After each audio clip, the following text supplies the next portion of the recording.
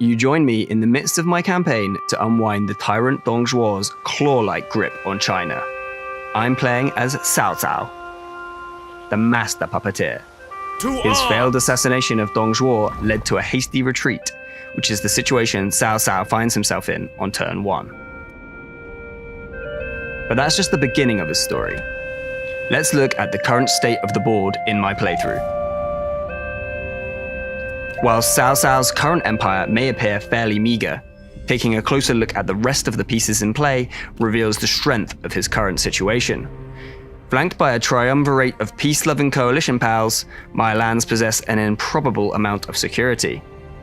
The needs of my neighbors perfectly align, and it's no coincidence. Cao Cao's unique manipulate ability, combined with some strategic military support, has allowed me to delicately influence the geopolitical landscape to ensure security and safe passage. Do we have to? In what can be a brutally hostile area of central China. As an excellent melder of emotions and shrewd statesman, Cao Cao is capable of having the entirety of China dancing to the beat of his drum. The undercover network brings an entirely new paradigm to total war, the art of subterfuge. Meet Lu Zhe, a high-ranking official in Dong Zhuo's administration. However, Lu Zhe is secretly working for us. We released him from our service, at least that's how it looked to the rest of the world, and sent him out into the global recruitment pool. As a skilled character, he was snapped up by Dong Zhuo and was granted the governorship of Anding Commandery. Officially, he's working for the tyrant, but secretly, he's building up a cover network in order to perform covert actions for us. And there's a lot he can do. If he decides his needs are best served elsewhere, he could join Dong Zhuo for real, or even take the power lent to him and secede to form a new faction with him at the helm.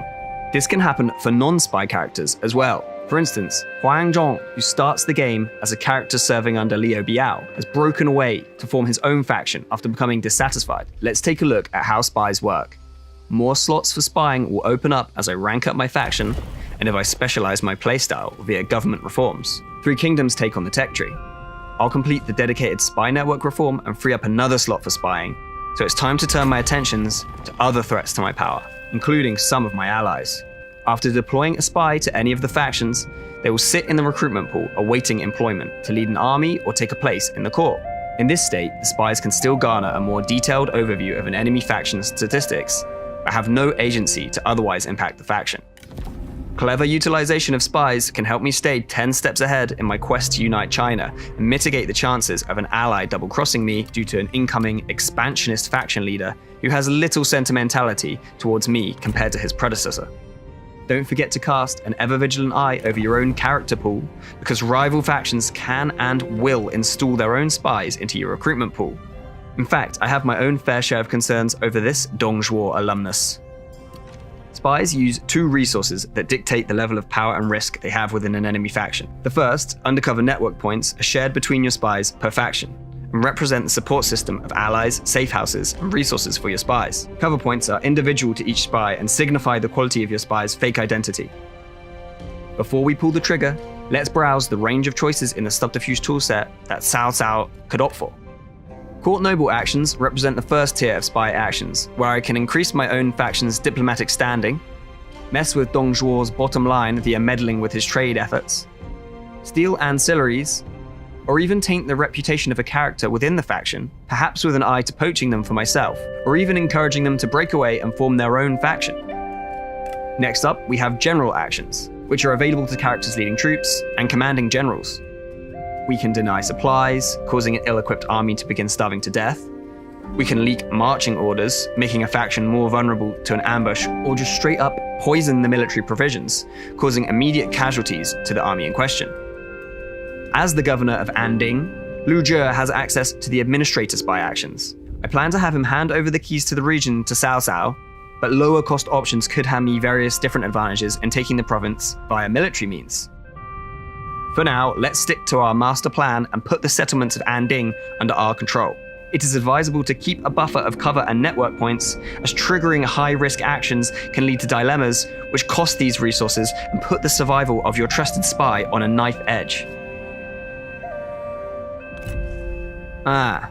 Looks like a rival politician in the Anding region has made Lu Zhe's escape unlikely.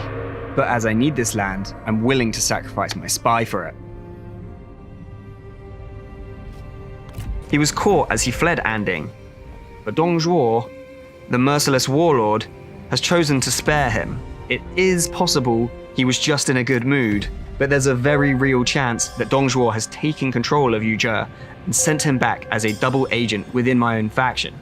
I will have to treat him with a certain level of suspicion from now on.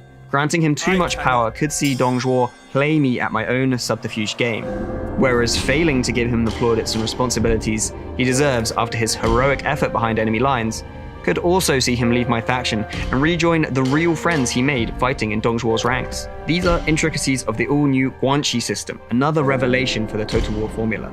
Make sure to subscribe for the upcoming video where we'll take a deep dive into the new layers of complexity this adds to your playthroughs. Dong Zhuo's heir and deadly warlord Lu Bu is ready to eliminate the dissidents and return the province to its former owner. Perhaps this region isn't truly the object of Cao Cao's desires. Cao Cao himself is at the heart of my real plan. Taking control of the Han Emperor, located here in Chang'an, means taking control of the entirety of the Han Empire, as Dong Zhuo does now.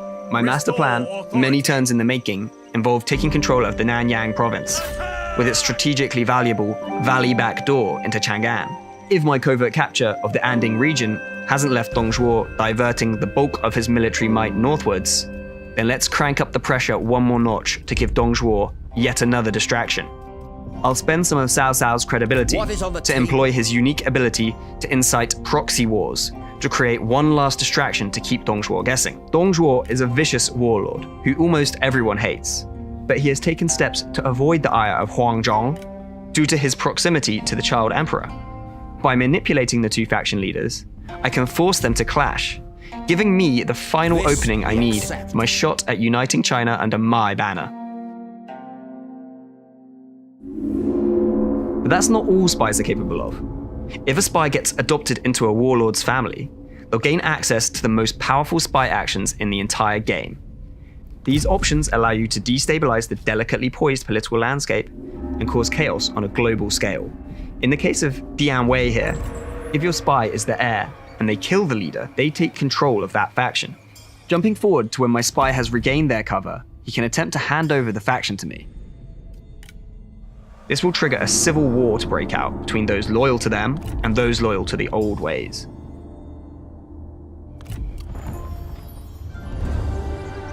You've seen the devious toolkit of the all-new spy system? Drop a comment below and tell us how you'll manipulate others and conquer China using espionage.